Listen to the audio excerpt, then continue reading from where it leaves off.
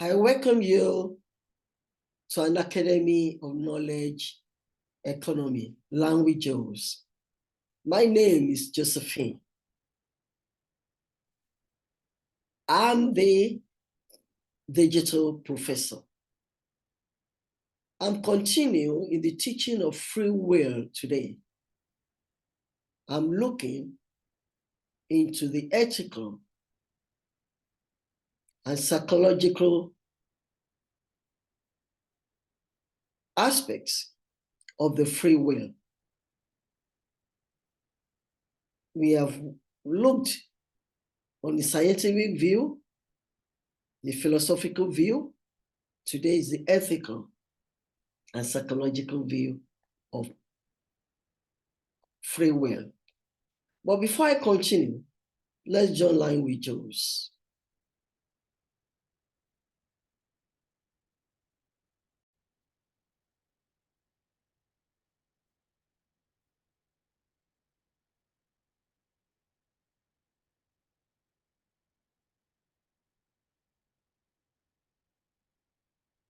I welcome you back.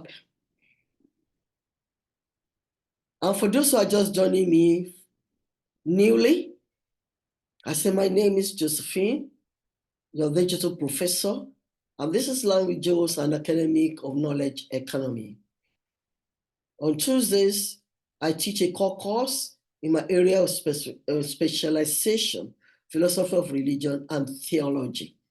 On Fridays, I talk or discuss germane issues, either training or contemporary issues that are beneficial and very significant to our lives.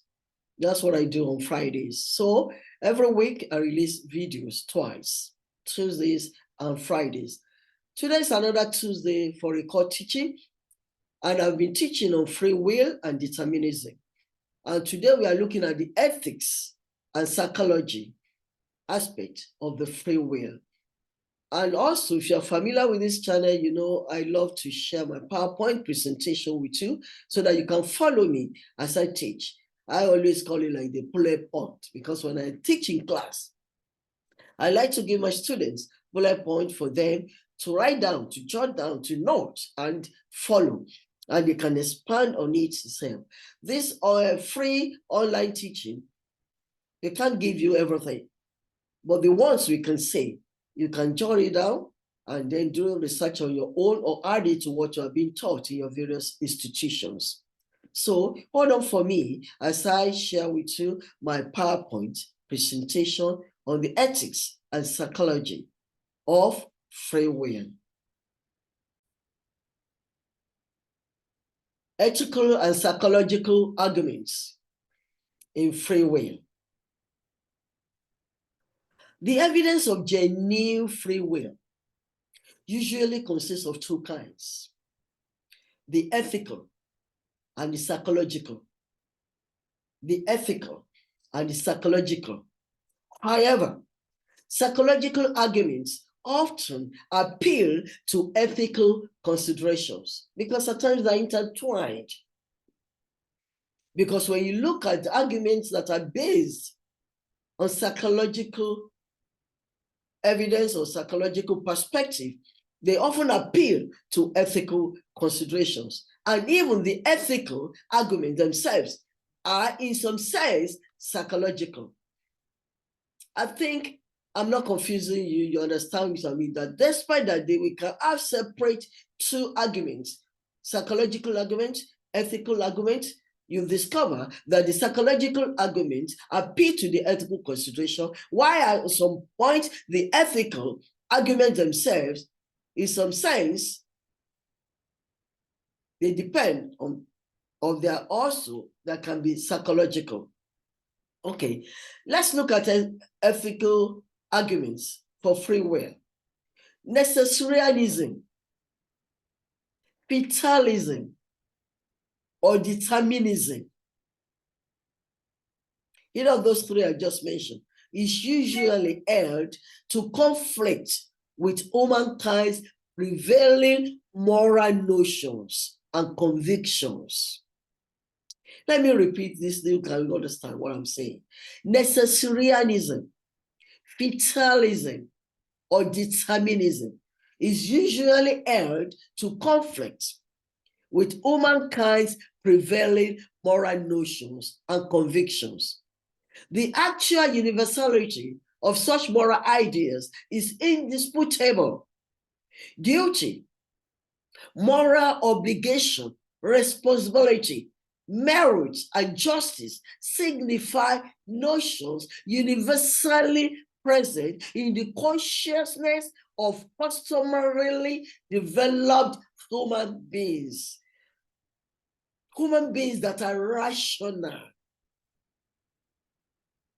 Further, as universally understood, these notions imply that human beings are the master of some of their acts,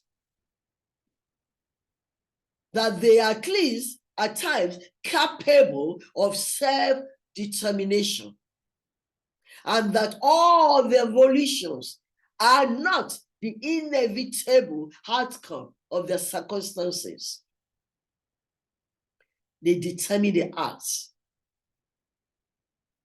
That's self-determination of the acts.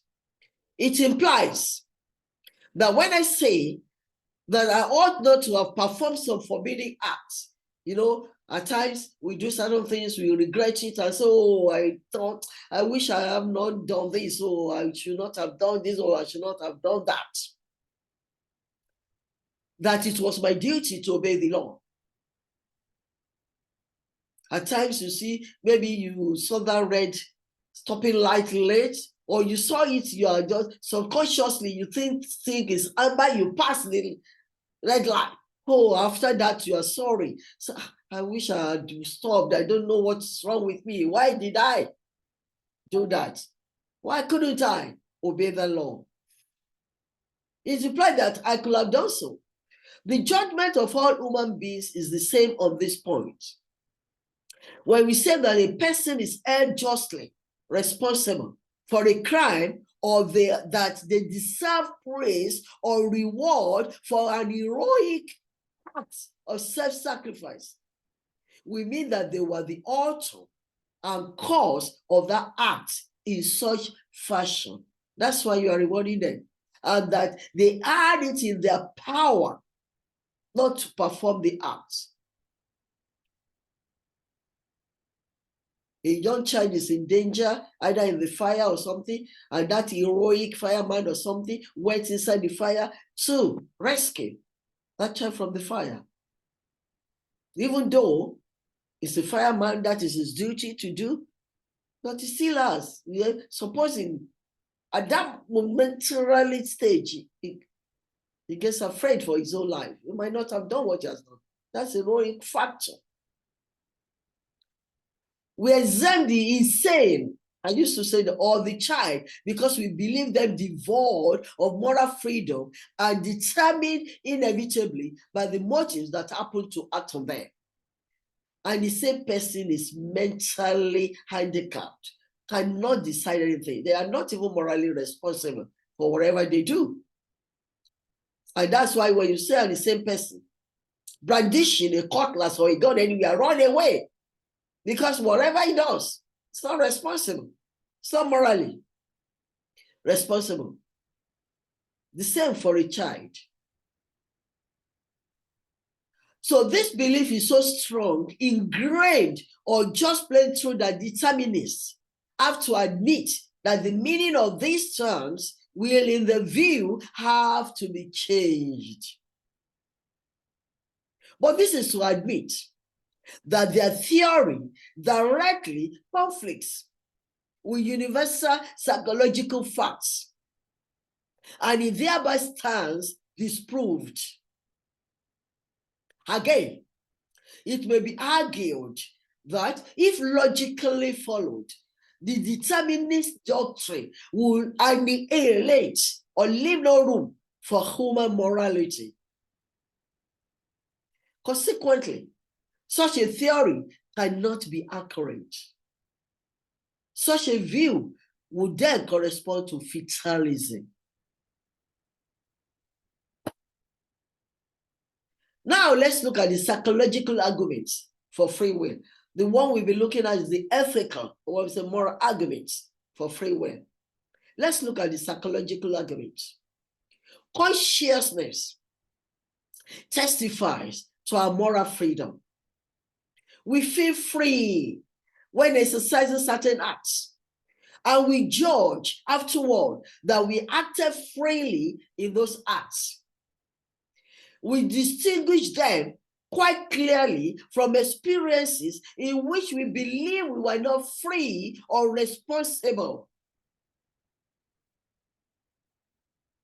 The conviction is not confined to the ignorant. Even the determined psychologist is governed in practical life by this belief. Henry Sidgwick states the fact in the most reasonable terms when he says, certainly, in the case of actions in which I have a distinct consciousness of choosing between alternatives of conduct, one of which I conceive as right or reasonable, I find it impossible not to think that I can now choose to do what I so conceive.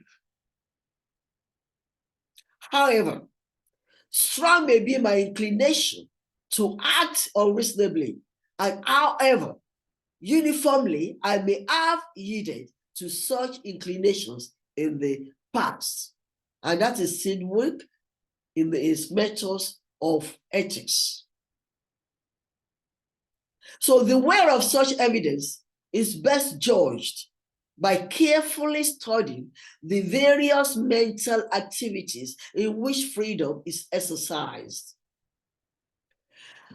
Amongst the chief of these are voluntary attention, deliberation, choice, and sustained resistance to temptation. These mental activities have been analyzed by philosophers such as David Hume, J.S. Mill, William James, and of course, Sidgwick. And you may prefer to think them out with concrete examples of your own inner experience and feel or intuit the force or power of the notions raised for examination. The main objection to the range of psychological arguments for free will is the assertion that we can only be conscious of what we actually do, not our ability to do something else. The reply is that we can be conscious of what we do, but of how we do it. Not only of the act, but of the mode of act.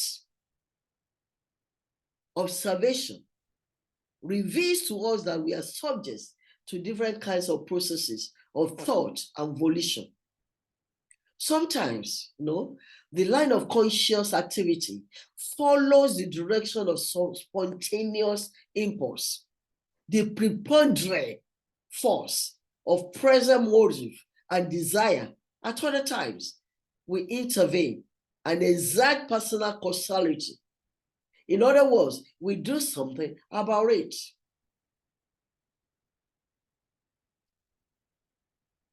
Consciousness testifies, even though it's too conscious of some relevant such and such, that we freely and actively strengthen one set of motives, resist the stronger inclination, and not only drift to one side, but also actively chose it. And that's why we have alternatives pondering in our mind on certain decisions.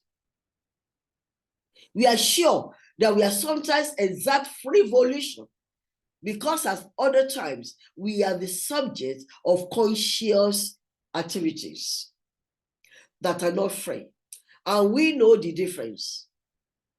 Again, it is urged that experience shows that motives determine human beings and that we always act on this assumption. That's the difference between humans and other mammals or animals.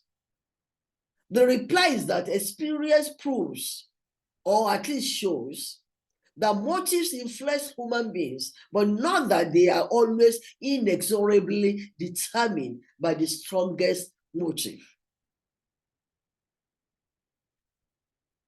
It is alleged that we always decide in favor of the strongest motive. And it is either untrue or the barren statement that we always choose what we choose. So you choose what you choose. And those are the choices. If you have choices or alternatives, you choose what you choose. A free volition is a costless volition. Our self or our mind itself is the cause. And other objections include philosophical ones from the view of fatalism and scientific ones from such general principles as the law of conservation of energy. I think I've explained at least the view of ethics and psychological arguments of free will. Join me next Tuesday for continuation of what we have started on free will and determinism. And on Friday, don't forget to join me for Friday tonic. And I assure you, you're going to enjoy it. Please do not forget to subscribe. Do not forget also to go to my description link to get the email or some other things I have used to describe wherever in my video. Just read the description link, subscribe, and if you have subscribed before, turn on your notification and share. And look, please, I still love your feedback. It helps me. That's the benefit of this free online teaching. I mean, moral support. That's what I look for now. Not financial, because I'm not selling it. Continue to give me your moral support by viewing my videos. You are appreciated. I thank you and I love you. Have a very good week.